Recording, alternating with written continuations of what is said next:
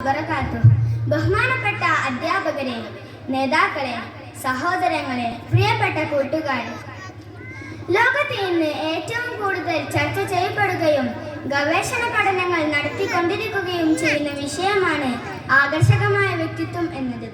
വ്യക്തിത്വ രൂപീകരണത്തിന് പ്രധാനമായും സ്വാധീനിക്കുന്നത് മനുഷ്യന്റെ സംസാരവും അവന്റെ ശരീരഭാഷയും സമീപന രീതികളിലുള്ള ശ്രദ്ധയുമൊക്കെയാണ്. ലോകത്ത് ഇന്നോളം പുറത്തിറങ്ങിയതിൽ വെച്ച് ഏറ്റവും മികച്ച വ്യക്തിത്വ രൂപീകരണ ഗ്രന്ഥം അത് ഖുർആനാണ്. പ്രവാചകൻ സല്ലല്ലാഹു അലൈഹി വസല്ലമയെ പറ്റി പറഞ്ഞത്, റസൂലെ, അങ്ങയുടെ സ്വഭാവം ഖുർആനാണ്. കാന ഖുൽഖുഹു അൽ ഖുർആൻ. പ്രവാചകന്റെ ജീവിതത്തിൽ എവിടെയും ഉന്നതമായ മാതൃകയാണ് ലോകം കണ്ടത്.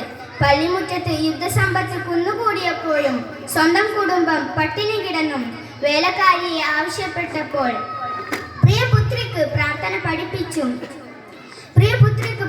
പഠിപ്പിച്ചും അക്രമികൾക്ക് മാപ്പ് നൽകിയും ഓലപ്പാഴിയിൽ അന്തിയുറങ്ങിയും ലളിത ജീവിതം നയിച്ച 63 വർഷം ചരിത്രത്തിൽ ഇന്നും തെളിഞ്ഞു നിൽക്കുന്നുവെങ്കിൽ ഞാനും നിങ്ങളും ആ പ്രവാചകന്റെ അനുയായികൾ എന്ന നിലയിൽ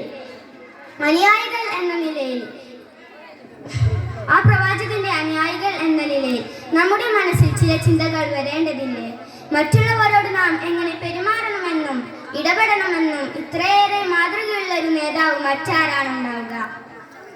പണിക്ക് പ്രാപ്തി ഉണ്ടായിട്ട് മാത്രം പോരാ, പെരുമാറ്റം മധുരമുള്ളതായിരിക്കണം, സംസാരം നന്നായിരിക്കണം, മറ്റുള്ളവരെ കേൾക്കാൻ ശ്രദ്ധിക്കാൻ ക്ഷമ വേണം.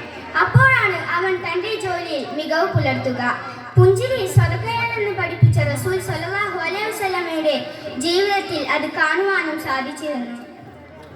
ക്രിസ്ത്യാനിയായ അദിയ്യ് ബിൻ ഹാത്തിം കുരിശുമാല പൊട്ടിച്ചു വലിച്ചെറിഞ്ഞ് ഇസ്ലാമിലേക്ക് കടന്നു വന്നത് ഇസ്ലാമിനെ കുറിച്ചുള്ള പ്രഭാഷണം കൊണ്ട് മാത്രമല്ല, നബി സല്ലല്ലാഹു അലൈഹി വസല്ലമയുടെ എളിമയും ലാളിത്യവും വിനയവും നിറഞ്ഞ ജീവിതം കണ്ടപ്പോഴാണ്. ആ പ്രവാചകന്റെ അനുയായികൾ നമ്മൾ അച്ചടക്കവും ആത്മബന്ധവും കൊണ്ട് കരുത്തു പകരണം.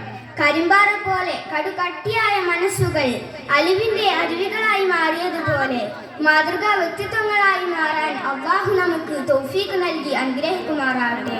ഞാൻ എൻ്റെ കൊച്ചു പ്രസംഗം ഇവിടെ അവസാനിപ്പിക്കുന്നു. വാഹിറു ദഅവാനാ അനിൽ ഹംദുലില്ലാഹി റബ്ബിൽ ആലമീൻ. അസ്സലാമു അലൈക്കും വറഹ്മത്തുള്ളാഹി വബറകാതുഹു.